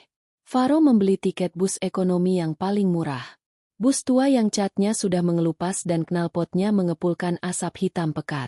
Perjalanan menuju desa terasa seperti siksaan neraka bagi Faro. Bus itu penuh sesak, melebihi kapasitas. Faro terpaksa duduk di kursi belakang yang keras, terjepit di antara karung beras dan kardus berisi ayam hidup. Bau apek dan amis bercampur aduk membuat kepalanya pening. AC bus mati digantikan oleh angin panas yang masuk dari jendela yang terbuka lebar. Sepanjang jalan, Faro tidak bisa tidur. Dia terus membayangkan betapa kayanya dia nanti setelah menjual rumah warisan itu. Dia menyusun rencana balas dendam di kepalanya. Dia akan membuktikan pada Risma dan Selena bahwa dia bisa bangkit kembali tanpa bantuan siapapun. Kesombongan masih menjadi selimut yang menutupi akal sehatnya. Meskipun kenyataan sudah menelanjanginya habis-habisan. 5 jam kemudian, bus berhenti di simpang jalan desa. Faro turun dengan kaki kram dan badan pegalinu. Hari sudah gelap. Suara jangkrik dan katak bersahutan menyambut kedatangannya. Udara desa yang dingin menusuk kulitnya yang hanya terbalut kemeja tipis dan jas yang sudah kotor. Faro berjalan kaki menyusuri jalan setapak yang berbatu menuju lokasi rumah ibunya. Dia ingat jalan ini dulu becek dan gelap. Tapi sekarang jalan itu sudah dipuving rapi dan ada lampu penerangan jalan tenaga surya di setiap tiang. Faro mendengus, berpikir bahwa desa ini sudah maju. Pasti harga tanahnya mahal. Senyum licik tersungging di bibirnya yang pecah-pecah. Sesampainya di depan gerbang rumah masa kecilnya, Faro tertegun. Dia mengucek matanya, memastikan dia tidak salah alamat. Rumah kayu reot yang ada dalam ingatannya sudah tidak ada. Gantinya adalah sebuah bangunan semi permanen yang kokoh, bercat putih bersih dengan arsitektur sederhana, namun sangat rawat. Halamannya luas dan asri. Ditanami bunga-bunga dan pohon buah yang rimbun. Di pendopo depan yang luas terlihat puluhan anak kecil berbaju koko dan berkerudung rapi sedang duduk melingkar, melantunkan ayat suci Al-Quran dengan suara yang merdu dan menenangkan. Suara mereka memecah keheningan malam, menciptakan suasana damai yang kontras dengan gejolak di hati Faro. Faro membuka pagar besi itu dengan kasar, menimbulkan suara berdecit yang membuat anak-anak itu berhenti mengaji dan menoleh ke arahnya. Seorang pria parubaya yang mengenakan peci hitam dan sarung yang tampaknya adalah guru ngaji atau pengurus tempat itu berdiri dan berjalan menghampiri Faro. Pria itu menatap Faro dengan tajam seolah mengenali wajah di balik kotoran dan kelelahan itu. Faro langsung memasang sikap arogan. Dia berkacak pinggang dan bertanya dengan suara keras siapa yang memberi izin mereka menempati rumahnya. Faro berteriak bahwa dia adalah Faro, putra tunggal dari almarhumah pemilik tanah ini. Dan dia datang untuk mengambil kembali haknya. Anak-anak kecil yang ketakutan mulai berbisik-bisik dan mundur ke belakang. Pria berpeci itu tetap tenang, tidak terintimidasi sedikitpun. Dia tersenyum tipis, senyum yang penuh arti. Pria itu menyapa Faro dengan sopan namun dingin. Dia berkata bahwa mereka sudah lama menunggu kedatangan Faro. Meskipun tidak menyangka Faro akan datang dalam keadaan menyedihkan seperti ini, Faro tersinggung. Dia membentak pria itu dan menyuruhnya mengosongkan rumah malam ini juga karena besok pagi dia akan memasang plang dijual. Faro berkata dia tidak peduli mau dibawa kemana anak-anak itu. Yang penting rumah ini harus kosong. Pria itu menggelengkan kepala pelan. Dia meroksaku baju kokonya dan mengeluarkan sebuah kunci gembok. Dia mengajak Faro masuk ruang kantor kecil di samping bangunan utama. Dengan curiga, Faro mengikutinya. Di dalam ruangan itu, pria tersebut membuka sebuah lemari besi dan mengeluarkan sebuah map hijau. Dia meletakkan map itu di hadapan Faro. Faro membukanya dengan kasar. Matanya membelalak melihat isi map tersebut. Itu adalah salinan sertifikat tanah dan bangunan. Namun, nama yang tertera di sana bukan lagi nama ibunya dan pastinya bukan nama Faro. Nama pemilik yang tertulis di sana adalah Yayasan Amanah Ibu Risma. Faro gemetar memegang kertas itu. Dia bertanya, "Apa maksudnya ini?" Pria itu yang ternyata adalah Pak RT setempat yang dipercaya mengurus yayasan mulai bercerita. Dia mengingatkan Faro pada kejadian 5 tahun lalu, tak lama setelah ibunya meninggal. Saat itu Faro yang gila judi dan butuh uang untuk modal gaya hidup di kota, diam-diam pulang kampung dan membawa kabur sertifikat asli rumah ini. Faro menggadaikannya kepada seorang rentenir jahat dengan bunga yang sangat tinggi. Faro tidak pernah membayar cicilannya dan rumah ini nyaris disita dan diratakan dengan tanah oleh preman-preman rentenir itu. Faro terdiam. Ingatan memalukan itu kembali muncul. Dia memang melakukannya, tapi dia pikir masalah itu sudah selesai dengan sendirinya karena tidak ada yang menagihnya lagi. Pak RT melanjutkan ceritanya. Dia berkata bahwa saat preman-preman itu datang hendak mengusir warga, Ibu Risma datang seperti malaikat penyelamat. Tanpa sepengetahuan Faro, Risma menggunakan uang tabungan pribadinya untuk melunasi seluruh hutang Faro beserta bunga-bunganya yang mencekik. Risma menebus sertifikat itu kembali. Namun Risma tahu sifat Faro. Jika sertifikat itu dikembalikan atas nama Faro, pasti akan dijual atau digadaikan lagi. Maka demi menjaga kehormatan almarhumah ibu mertuanya, Risma mengubah status tanah ini menjadi tanah wakaf. Risma membangun panti asuhan dan rumah tahfiz di sini, mendedikasikan semua pahalanya untuk almarhumah ibu Faro. Faro merasa seperti disambar petir di siang bolong. Kakinya lemas. Dia merosot duduk di kursi kayu. Selama ini dia berpikir Risma tidak peduli pada keluarganya. Ternyata Rismalah yang menjaga satu-satunya peninggalan ibunya agar tidak hilang. Rismalah yang membersihkan kotoran yang Faro buat. Pak RT menatap Faro dengan pandangan iba bercampur kesal. Dia berkata bahwa Faro seharusnya bersujud syukur memiliki istri semulia Risma, bukan malah mencampakkannya demi wanita lain. Pak RT menegaskan bahwa secara hukum dan agama, tanah ini bukan lagi milik Faro. Faro tidak punya hak sejengkal pun di sini.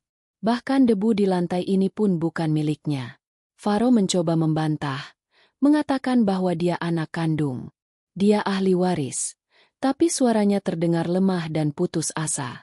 Pak RT menunjukkan surat pernyataan pelepasan hak yang ternyata pernah ditandatangani Faro. Dalam keadaan mabuk 5 tahun lalu, saat transaksi dengan rentenir itu, Faro benar-benar terperangkap oleh masa lalunya sendiri. Harapan terakhirnya untuk mendapatkan uang musnah sudah. Dia tidak punya rumah di kota, tidak punya rumah di desa. Dia benar-benar gelandangan. Pak RT kemudian berdiri dan membukakan pintu. Dia mempersilakan Faro pergi karena keberadaannya mengganggu ketenangan anak-anak yang sedang belajar. Namun sebelum Faro melangkah keluar, Pak RT memberinya sebuah bungkusan plastik hitam. Isinya adalah 2 bungkus nasi rames dan sebotol air mineral.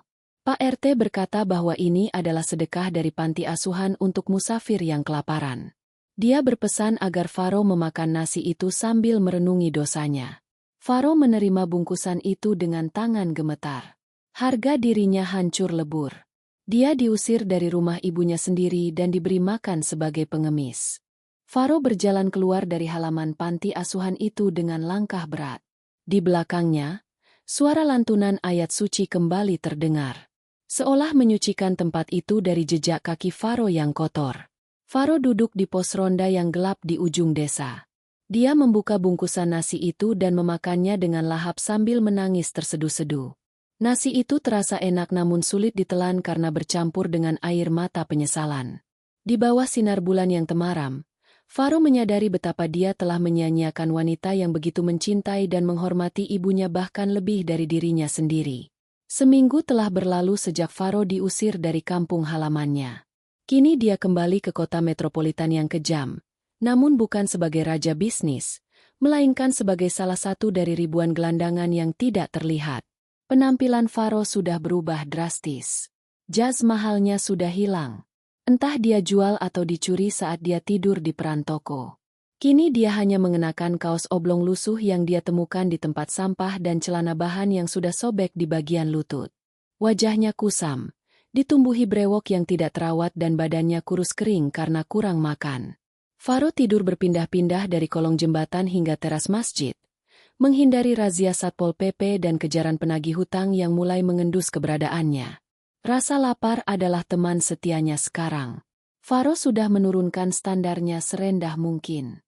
Dia rela mengais sisa makanan di belakang restoran cepat saji atau meminta-minta pada orang yang lewat. Meskipun seringkali dia hanya mendapatkan cibiran. Di tengah keputusasaan itu, Faro teringat pada teman-teman lamanya. Teman-teman satu geng mobil mewah. Teman-teman pesta yang dulu selalu dia traktir minum-minuman mahal di klub malam. Faro berpikir mungkin salah satu dari mereka mau berbaik hati meminjamkan uang, atau setidaknya memberinya pekerjaan. Dengan sisa harapan yang tipis, Faro berjalan menuju kawasan hiburan malam tempat dia dulu sering menghabiskan uang. Di depan sebuah klub malam yang ramai, Faro melihat sosok yang dia kenal. Rudy, teman lamanya yang dulu sering memuji-muji Faro dan selalu menempel padanya seperti parasit. Rudy terlihat necis dengan jaket kulit dan motor sport terbaru. Faro memberanikan diri mendekat, memanggil nama Rudy dengan suara parau. Rudy menoleh. Awalnya dia mengernyit jijik melihat gelandangan yang memanggilnya. Namun setelah mengamati sesaat, mata Rudy membelalak kaget. Dia mengenali Faro, sang mantan bos besar. Rudy tertawa terbahak-bahak. Tawa yang terdengar mengejek. Dia bertanya, bagaimana bisa Faro si Sultan berubah menjadi gembel seperti ini? Faro menelan harga dirinya bulat-bulat. Dia memohon bantuan pada Rudy. Dia menceritakan bahwa dia butuh pekerjaan apa saja, asalkan bisa dapat uang tunai cepat untuk makan dan menyewa kamar kos murah. Rudy berhenti tertawa, matanya menyipit, seolah sedang memindai peluang. Dia merangkul bahu Faro. Meskipun hidungnya sedikit berkerut menahan bau badan Faro, Rudy berkata bahwa dia turut prihatin. Dia bilang dia punya pekerjaan untuk Faro. Sebuah pekerjaan mudah dengan bayaran besar. Rudy menyebutnya sebagai bisnis logistik tertutup. Faro yang putus asa langsung tertarik. Dia bertanya pekerjaan apa itu? Rudy menjelaskan bahwa tugas Faro hanya mengantarkan sebuah paket titipan ke alamat tertentu. Tidak perlu banyak tanya, tidak perlu membuka isi paket, cukup antar, serahkan dan Faro akan mendapatkan uang tunai 5 juta rupiah saat itu juga. 5 juta. Mata Faro berbinar. Jumlah itu sangat besar baginya saat ini. Itu bisa menyambung hidupnya selama beberapa bulan. Tanpa berpikir panjang tentang risiko atau keanehan tawaran itu, Faro mengangguk setuju. Dia terlalu lapar untuk berpikir logis. Rudy tersenyum licik. Dia mengajak Faro ke gang samping klub malam yang sepi. Di sana Rudy menyerahkan sebuah kotak kardus kecil yang dililit lakban coklat tebal dan sebuah amplop berisi uang muka 200.000 rupiah.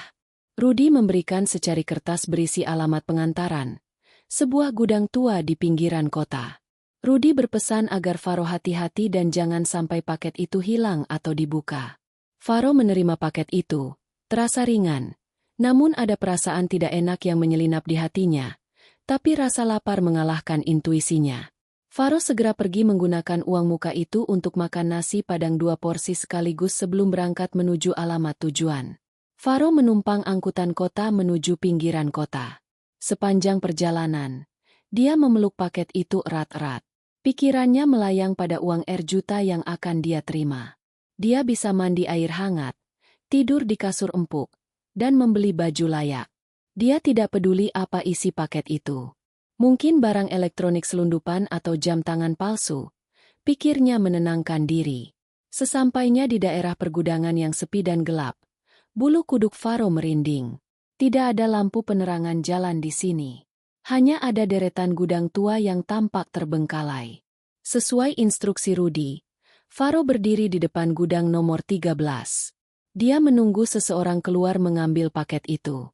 Tiba-tiba dari arah belakang, sebuah mobil van hitam melaju kencang dan berhenti mendadak tepat di depan Faro. Pintu van terbuka dan 3 orang pria berbadan tegap dengan masker hitam melompat keluar. Faro panik. Dia mengira itu adalah polisi atau preman yang hendak merampoknya. Faro mencoba lari tapi kakinya tersandung batu dan dia jatuh tersungkur. Paket yang dia bawa terlempar ke tanah. Salah satu pria itu dengan sigap menangkap Faro dan mengunci tangannya ke belakang punggung. Pria lain memungut paket itu. Faro berteriak minta tolong, mengatakan dia hanya kurir.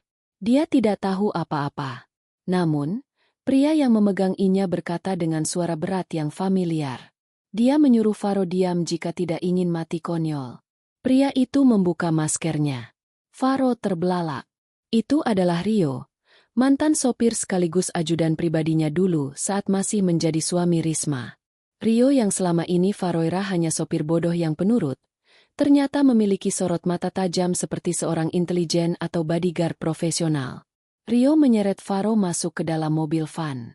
Di dalam mobil, Rio membuka paket lakban coklat itu dengan pisau lipat.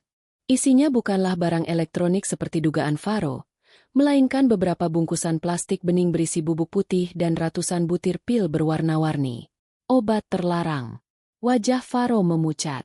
Dia baru saja membawa narkoba dalam jumlah besar yang bisa membuatnya dihukum mati atau penjara seumur hidup.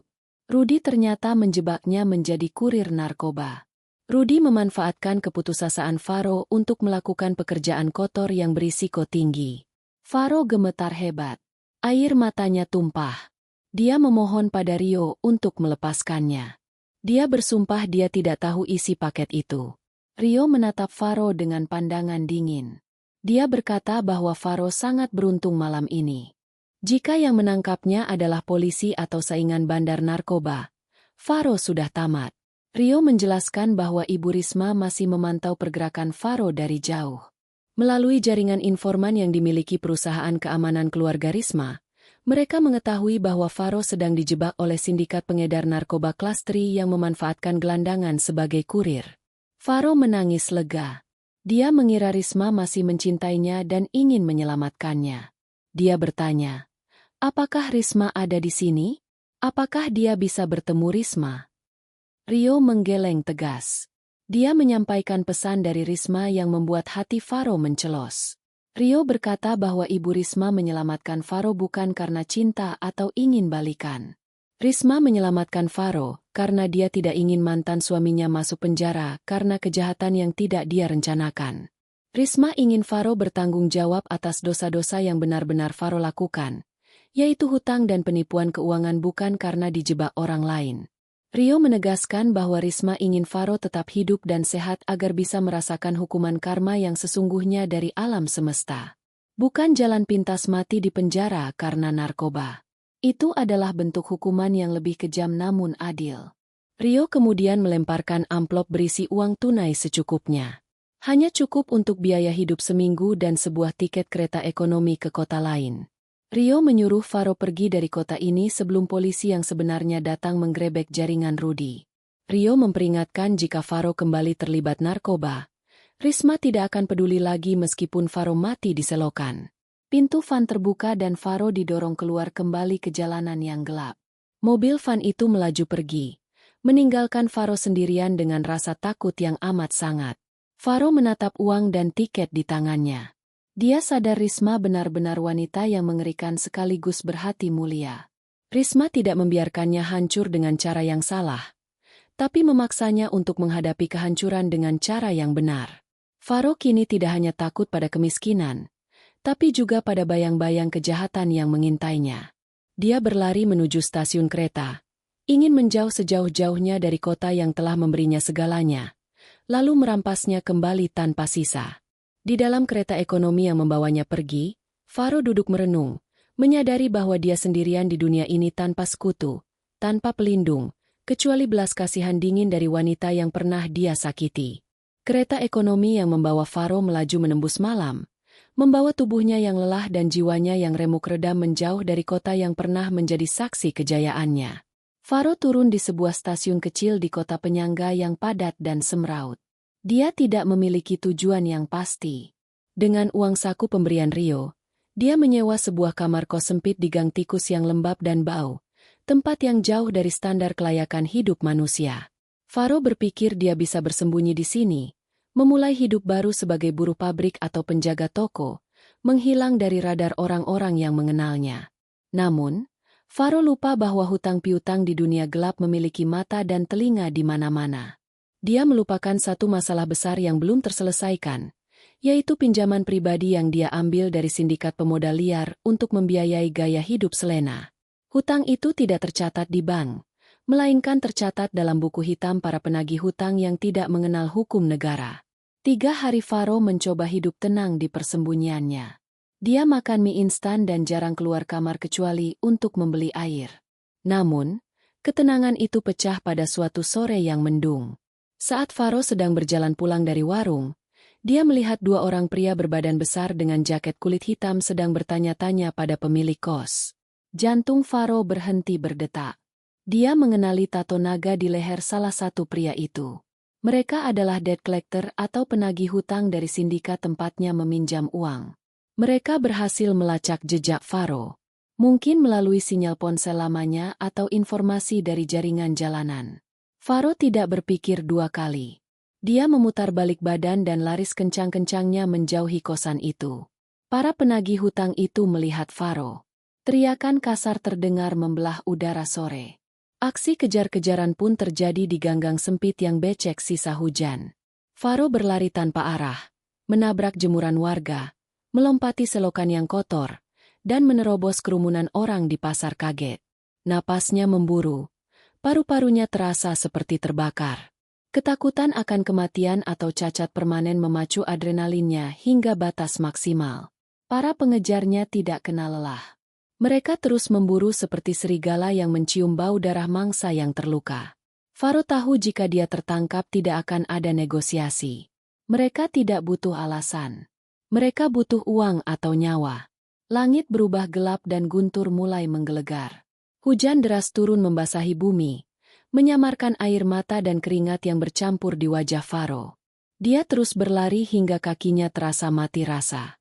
Di ujung jalan buntu, Faro melihat sebuah bangunan besar dengan kubah hijau yang megah. Sebuah masjid agung kota itu. Suara azan Isya mulai berkumandang. Sahut menyahut menembus derasnya hujan. Tanpa pikir panjang, Faro berlari menuju gerbang masjid yang terbuka lebar. Dia tahu para preman itu tidak akan berani membuat keributan di dalam rumah ibadah yang sedang ramai jemaah.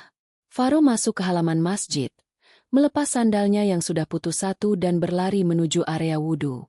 Di bawah pancuran air keran wudhu yang dingin, Faro menangis terseduh-seduh. Air yang membasuh wajahnya seolah tidak mampu membersihkan dosa dan kotoran yang melekat di jiwanya. Dia menatap bayangannya di cermin toilet masjid. Wajah itu asing baginya. Wajah yang tua, kurus, ketakutan, dan penuh penyesalan. Sudah bertahun-tahun dia tidak menginjakkan kaki di masjid. Dulu Risma selalu mengajaknya salat berjamaah. Tapi Faro selalu beralasan sibuk atau lelah. Kini saat dia tidak punya tempat lain untuk berlindung, rumah Tuhan inilah yang menerimanya tanpa syarat. Dengan tubuh gemetar kedinginan, Faro mengambil wudhu dengan canggung, mencoba mengingat gerakan yang sudah lama dia tinggalkan. Faro masuk ke ruang utama masjid dan bergabung di barisan paling belakang. Dia tidak khusyuk salat, hatinya terlalu gelisah. Dia hanya bersujud lama, menyembunyikan wajahnya di karpet sajadah, memohon perlindungan dari mara bahaya yang menunggunya di luar gerbang. Setelah salat selesai dan jamaah mulai bubar, Faro tetap duduk di pojok masjid, memeluk lututnya. Dia tidak berani keluar. Dia yakin para penagih hutang itu masih mengawasi di luar. Perutnya lapar, badannya menggigil, dan dia merasa sangat kesepian. Saat itulah Faro melihat kerumunan orang di serambi masjid. Ada pembagian nasi bungkus dan santunan untuk kaum duafa. Faro yang lapar berniat antre untuk mendapatkan makanan. Dia berjalan mendekat dengan kepala tertunduk malu. Saat gilirannya tiba, sebuah tangan halus menyodorkan kotak nasi kepadanya. Faro mendongak untuk mengucapkan terima kasih dan seketika itu juga dunianya seolah berhenti berputar. Wanita yang memberikan nasi itu mengenakan gamis putih bersih dan hijab berwarna pastel yang lembut. Wajahnya bersinar terkena cahaya lampu masjid. Itu Risma. Risma ternyata sedang melakukan kegiatan sosial rutin yayasannya di kota ini. Dia berkeliling ke masjid-masjid untuk berbagi rezeki. Faro terpaku. Kotak nasi di tangannya hampir jatuh. Risma juga terdiam sejenak melihat sosok di depannya. Dia mengenali mata itu.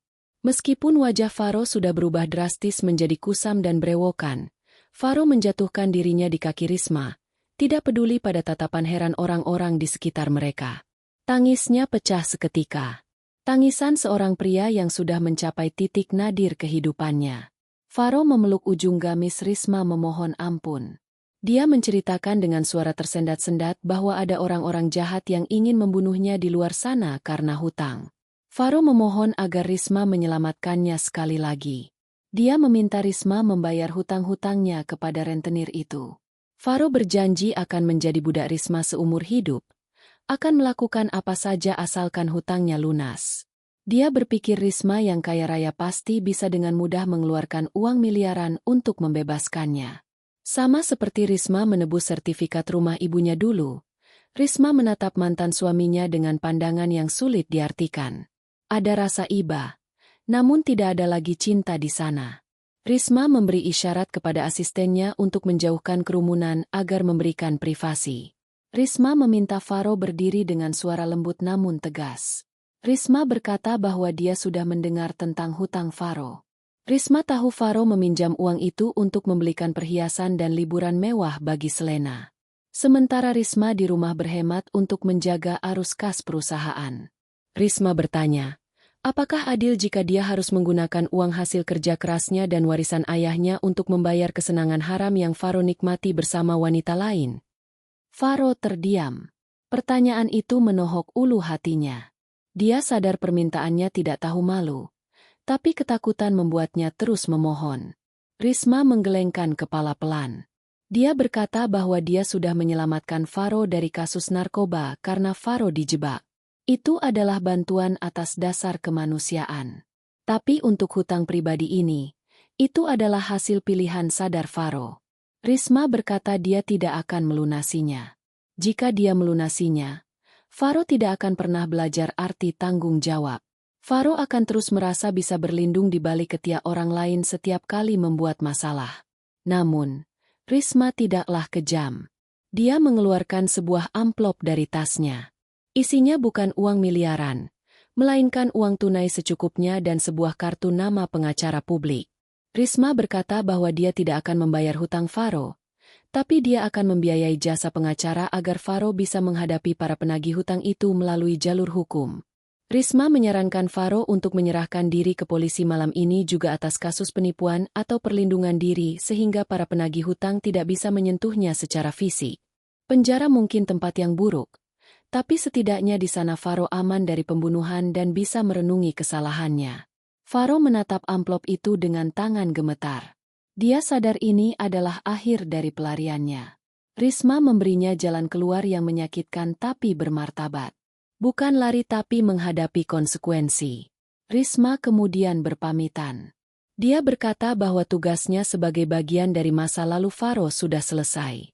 Dia mendoakan agar Faro menemukan ketenangan setelah menebus semua dosanya. Risma berbalik dan berjalan menuju mobilnya, meninggalkan Faro yang masih berdiri terpaku di serambi masjid. Faro menatap punggung Risma yang menjauh hingga hilang di balik gerbang. Hujan sudah reda. Faro mengusap air matanya. Dia memakan nasi pemberian Risma dengan lahap, merasakan setiap butir nasi sebagai berkah terakhir. Setelah itu, dengan langkah berat namun pasti, Faro berjalan keluar dari masjid. Bukan untuk lari lagi, tapi menuju kantor polisi terdekat yang letaknya hanya beberapa blok dari sana. Dia siap menyerahkan diri. Dia siap dipenjara. Dia siap kehilangan kebebasannya demi membayar harga kesombongannya. Malam itu, Faro tidur di balik jeruji besi yang dingin. Tapi untuk pertama kalinya dalam berbulan-bulan, dia tidur dengan nyenyak karena tidak perlu lagi berlari dari bayang-bayang ketakutannya sendiri. 1 tahun telah berlalu sejak malam penyerahan diri Faro. Roda waktu terus berputar, menggiling nasib manusia tanpa henti. Di sebuah pasar induk yang sibuk dan becek di pinggiran kota, kehidupan berjalan dengan ritme yang keras.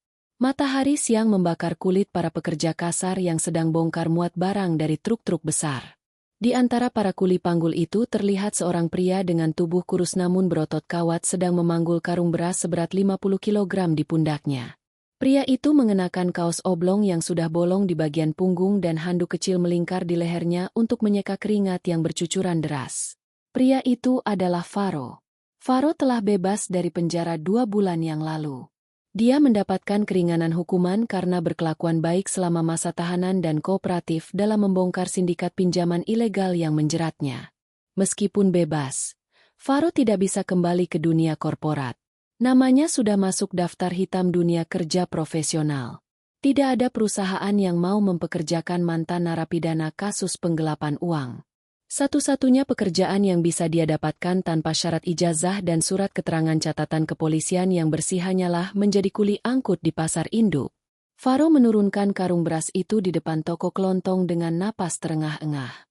Pemilik toko memberinya upah selembar uang Rp20.000. Faro menerimanya dengan senyum tipis. Senyum tulus yang penuh rasa syukur. Dulu uang Rp000 mungkin hanya dia pakai untuk tips parkir valet. Sekarang uang itu sangat berharga untuk membeli makan siang dan menyisihkannya untuk bayar sewa kamar petak. Tangan Faro yang dulu halus terawat kini kasar, kapalan, dan penuh luka gores.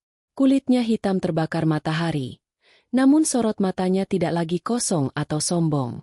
Ada kedalaman dan ketenangan di sana. Hasil dari perenungan panjang selama di dalam sel isolasi. Faro berjalan menuju warung nasi sederhana di pojok pasar untuk istirahat makan siang. Dia memesan nasi bungkus dengan lauk tempe orek dan sayur lodeh. Dia duduk di bangku kayu panjang berbaur dengan kuli panggul dan sopir angkot lainnya. Saat sedang menikmati makanannya, telinga Faro menangkap suara berita dari televisi tabung tua yang diletakkan di atas lemari pendingin minuman. Suara pembawa berita yang renyah membahas tentang penganugerahan penghargaan wanita inspiratif tahun ini. Faro mendongak. Matanya terkunci pada layar televisi yang buram itu. Di sana, di tengah panggung megah bertabur cahaya lampu kristal, berdiri sosok wanita yang sangat dia kenal. Risma, dia tampak begitu anggun dan bersahaja dengan balutan busana muslimah modern berwarna biru laut. Wajahnya memancarkan kebahagiaan dan kecerdasan. Risma sedang menerima piala penghargaan atas kontribusinya membangun ratusan rumah singgah untuk anak yatim dan korban kekerasan dalam rumah tangga. Di samping Risma berdiri Tuan Hamzah, ayahnya yang tampak bangga, dan beberapa kerabat yang tersenyum lebar. Risma tidak terlihat menggandeng pria baru. Dia berdiri tegak di atas kakinya sendiri, dikelilingi oleh keluarga dan cinta yang tulus dari orang-orang yang dibantunya. Reporter televisi itu mewawancarai Risma. Dia bertanya apa rahasia kesuksesan Risma bangkit dan membesarkan perusahaan keluarga hingga ke kancah internasional. Risma tersenyum ke arah kamera. Senyum yang seolah menembus layar dan menatap langsung ke jiwa Faro. Risma menjawab dengan bijak bahwa kesuksesannya berasal dari pelajaran pahit di masa lalu. Dia belajar bahwa investasi terbaik bukanlah pada harta benda, melainkan pada karakter dan kesetiaan. Dia berkata bahwa dia pernah kehilangan banyak hal karena mempercayai orang yang salah. Tapi kehilangan itu justru memberinya ruang untuk diisi oleh hal-hal yang jauh lebih baik dan berkah. Faro berhenti mengunyah. Nasi di mulutnya terasa hambar. Dia tahu orang yang salah yang dimaksud Risma adalah dirinya. Dia melihat betapa bersinarnya Risma sekarang jauh lebih bersinar dibandingkan saat masih menjadi istrinya yang terkekang di rumah. Faro menyadari bahwa dialah yang selama ini menjadi awan mendung yang menutupi cahaya Risma. Setelah dia pergi, matahari Risma bersinar terang benderang. Rasa sesak memenuhi dada Faro. Bukan rasa cemburu, melainkan rasa penyesalan yang mendalam dan pengakuan bahwa ini adalah takdir terbaik bagi mereka berdua. Di berita selanjutnya sekilas disebutkan tentang perkembangan kasus pencucian uang yang melibatkan Selena Marcella. Layar televisi menampilkan cuplikan Selena yang sedang digiring petugas kejaksaan menuju mobil tahanan. Wajah Selena tampak tua, keriput, dan penuh amarah. Dia divonis hukuman penjara 8 tahun karena terbukti aktif menyembunyikan aset hasil kejahatan dan mencoba menyuap petugas. Faro menghela napas panjang. Dia bersyukur dia tidak berakhir seperti Selena yang masih menyangkal dan penuh kebencian. Faro merasa beruntung karena dia dipaksa untuk jatuh miskin dan menderita. Karena penderitaan itulah yang mengembalikan akal sehat dan kemanusiaannya. Selesai makan, Faro meletakkan piringnya dan membayar makanannya. Dia berjalan kembali ke truk yang baru datang membawa muatan bawang merah. Dia harus kembali bekerja. Saat dia mengangkat karung bawang yang berat itu ke pundaknya, Faro melihat cincin kawin murah dari perak yang kini melingkar di jari manisnya. Cincin yang dia beli sendiri di pasar loak sebagai pengingat untuk dirinya sendiri. Bukan pengingat akan Risma, tapi pengingat akan janjinya pada Tuhan untuk tidak pernah lagi menjadi manusia serakah. Faro berjalan tertatih-tatih membelah keramaian pasar. Beban di pundaknya terasa berat, tapi hatinya terasa ringan. Dia tidak punya harta, tidak punya jabatan, dan hidup pas-pasan. Tapi dia bebas. Bebas dari hutang, bebas dari kebohongan, dan bebas dari ambisi palsu yang mematikan. Dia sempat menoleh sekilas ke arah toko elektronik yang memajang banyak televisi. Wajah Risma masih ada di sana. Tersenyum melambaikan tangan ke penonton. Faro ikut tersenyum tipis. Sebuah senyum perpisahan yang tulus. Dia membatin. Berbahagialah, Risma. Kamu pantas mendapatkan dunia ini. Dan aku pantas mendapatkan karung ini. Faro melanjutkan langkahnya. Menyatu dengan debu dan keringat kehidupan pasar. Dia adalah Faro yang baru. Faro yang hanya seorang kulit panggul. Namun kini dia adalah manusia yang seutuhnya. Cerita tentang direktur sombong yang melempar surat cerai itu telah berakhir digantikan oleh kisah seorang hamba yang sedang menebus dosanya dalam diam dan kerja keras hingga akhir hayatnya nanti. Dan di kejauhan langit biru membentang luas menaungi Risma di istananya dan Faro di pasarnya dalam garis takdir yang tidak akan pernah bersilangan lagi.